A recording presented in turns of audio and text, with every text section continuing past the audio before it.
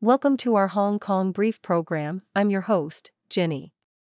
Today, we're diving into some fascinating news from Hong Kong and beyond. First up, it looks like Hong Kong banks might be gearing up to cut their lending rates to an unprecedented low of 5% by 2025, thanks to recent policy adjustments from the U.S. Federal Reserve and the HKMA. This could be a game changer for the property market and the economy, although some analysts are keeping a cautious eye on the potential impact of high mortgage rates. In other news, a heartwarming trend is emerging in Hong Kong as some churches begin hosting memorial services for beloved pets. This change reflects a growing acceptance and love for our furry friends, as seen in the recent touching tribute for a dog named Siu Dou. It's a beautiful way for pet owners to honor their companions, even as traditional beliefs about animal souls are challenged. Lastly, we have the inspiring story of Hong Kong swimmer Stephanie Oh, who's eyeing a spot at the 2025 World Aquatics Championships despite earlier thoughts of retirement. At 32, she's not only focused on her training but also on her mental health charity, Mind the Waves. Stephanie's journey showcases her dedication, and we can't wait to see what she achieves next. Please stay tuned for more detailed coverage. South China Morning Post reports that Hong Kong banks are poised to cut their lending rates to a historic low of 5% by 2025, following significant reductions from the U.S. Federal Reserve and the Hong Kong Monetary Authority, HKMA. Analysts suggest that after a full percentage point cut in 2024, further reductions are likely, with expectations for a total of 50 to 75 basis points in the latter half of 2025. This trend is anticipated to benefit the property market and the overall economy as lower rates decrease mortgage repayments and funding costs.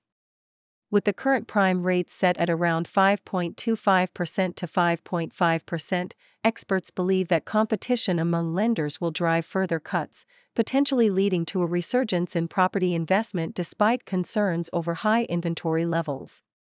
In a unique shift within the local Christian community, some Hong Kong churches have begun to hold memorial services for beloved pets, a practice not traditionally recognized in Protestant and Catholic faiths. Michael Leung, who recently held a service for his deceased dog Siu Dou, expressed the deep bond he shared with his pet and the importance of honoring that relationship through a proper farewell. Reverend Grace Bach Shaluan, one of the few ministers performing these ceremonies, believes that animals, like humans, deserve recognition and respect in death. As pet ownership rises in Hong Kong, theologians predict an increase in such memorials, challenging the conventional views on animals' spiritual significance within Christianity. Stephanie Oh Hui Shun, a seasoned Olympian, has announced her intention to compete in the 2025 World Aquatics Championships and National Games, despite previously indicating that the Paris Olympics would be her last. At 32, Oh is exploring new swimming categories that may allow her to extend her competitive career, particularly with the potential inclusion of new events in the 2028 Olympics. Since her return from Paris, she has also focused on her mental health charity, Mind the Waves, which aims to support young athletes. Oh's journey reflects her adaptability in the sport, transitioning from longer events to sprints, and she is open to coaching opportunities in the future, emphasizing the importance of mental well-being in athletics.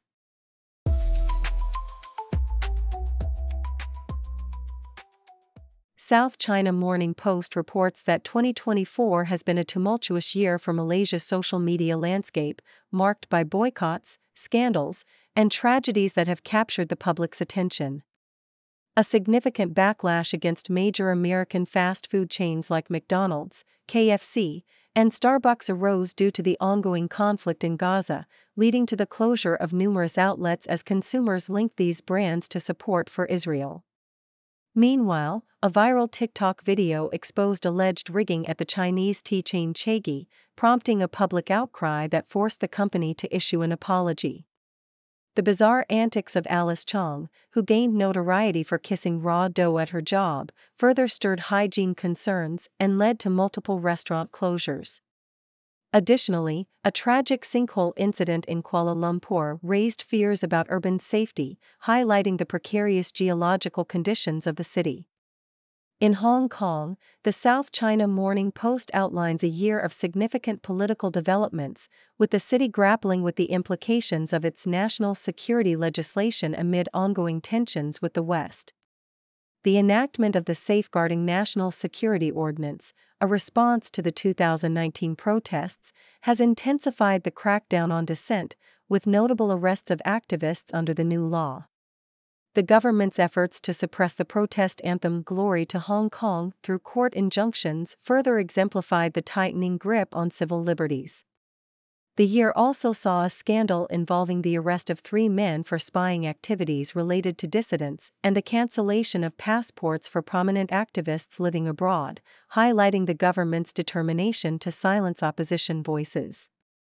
As 2024 draws to a close, Hong Kong's political landscape remains dynamic, with Chief Executive John Lee Ka-chiu making headlines by dismissing 2 ministers amid mounting public pressure for accountability. The government's push for economic revitalization included high-level meetings with business leaders, urging them to take a more active role in the city's development. Meanwhile, Xiao Baolong, Beijing's point man on Hong Kong affairs, emphasized the need for local tycoons to lead reforms to counter external challenges. The appointment of a new chief executive in Macau, Sam Ho Fai, marks a significant shift in leadership style, as the city continues to navigate its unique relationship with mainland China under the one country, two systems principle.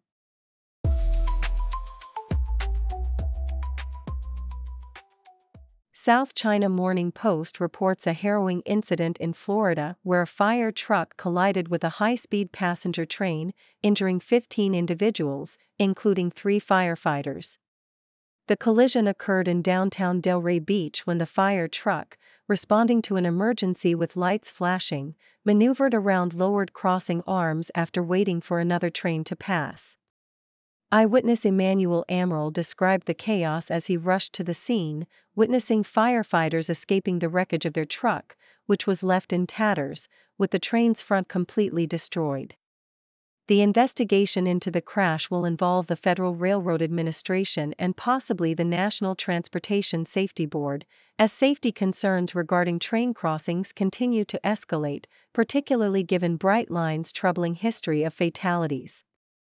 South China Morning Post highlights the concerns raised by a Hong Kong Green Group regarding a new innovation and technology park being developed in collaboration with Shenzhen.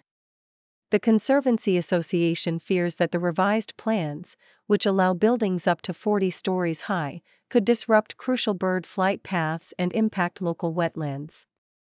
Campaign manager Roy Ng stressed the importance of balancing development with environmental conservation, noting that the original plan aimed to protect migratory routes.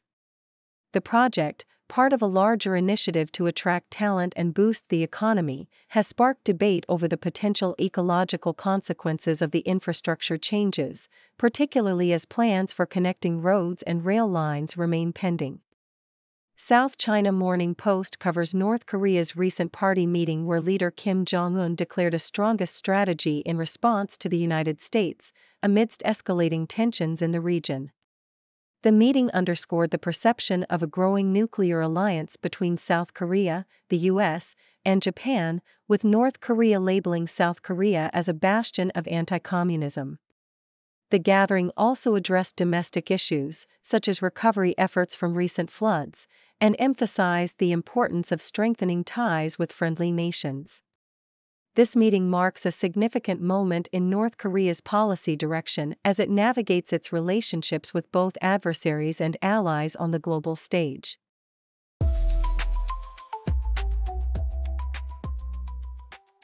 South China Morning Post reports that gold prices have soared to unprecedented heights in 2024, with analysts predicting a potential rise to $3,000 per ounce by 2025. The yellow metal has experienced its most significant annual increase in 14 years, driven by central bank purchases, geopolitical unrest, and declining interest rates. Notably, central banks acquired 694 tons of gold within the first 9 months of the year, underscoring a shift in investment strategies. As global tensions persist, gold remains a safe haven for investors. However, experts caution about possible market corrections and the influence of cryptocurrencies on traditional investments in gold. In another article from South China Morning Post, the economic landscape of Hong Kong is painted with both challenges and opportunities as it navigates a projected growth slowdown to 2.5% and a fiscal deficit exceeding 100 billion Hong Kong dollars. Despite these hurdles, the government's efforts to attract talent and strategic enterprises are bearing fruit, with a notable increase in international offices and family offices in the region. The Hang Seng Index has shown signs of recovery, aided by a resurgence of mainland Chinese tourists. As Hong Kong seeks to bolster its global standing amidst geopolitical tensions, it is urged to diversify its economy and enhance international connectivity as part of a broader strategy to support China's development. The South China Morning Post also covers a tragic incident involving a plane crash in South Korea, where at least 29 people have lost their lives after a Jeju Air flight returning from Thailand veered off the runway at Muan Airport. Eyewitness reports describe the aircraft skidding and subsequently colliding with a wall, resulting in a devastating explosion. Rescue operations are ongoing, with 2 survivors reported. The interim president of South Korea has ordered comprehensive rescue efforts as the nation grapples with the aftermath of this catastrophic event amidst a political crisis.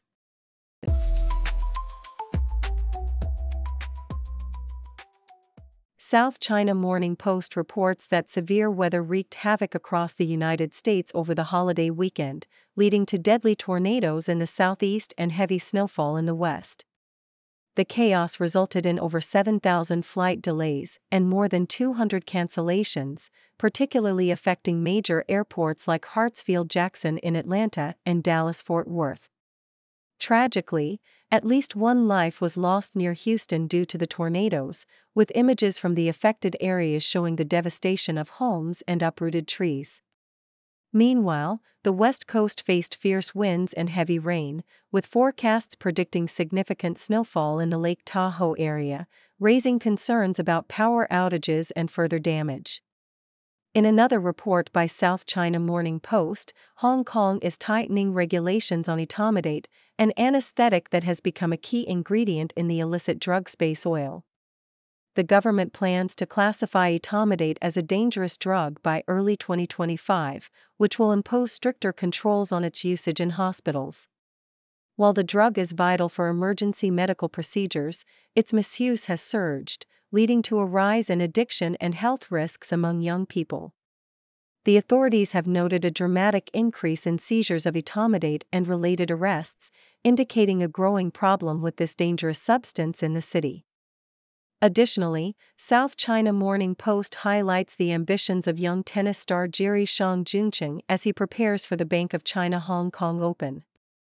At just 19, Shang, currently ranked 50th in the world, aims to build on his recent successes, including a semi-final appearance at last year's tournament and a victory at the Chengdu Open. He expresses a desire to enjoy the competition while managing the pressure of being a favorite against local rival Coleman Wong. Despite facing challenges during his off-season, including illness and injury, Shang remains optimistic about his performance and is determined to take things step by step as he gears up for the upcoming season.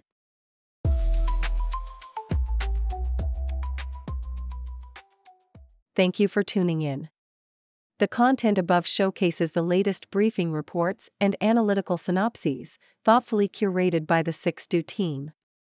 These insights stem from a wide array of reputable media outlets, think tanks, government sources, and specialized experts worldwide.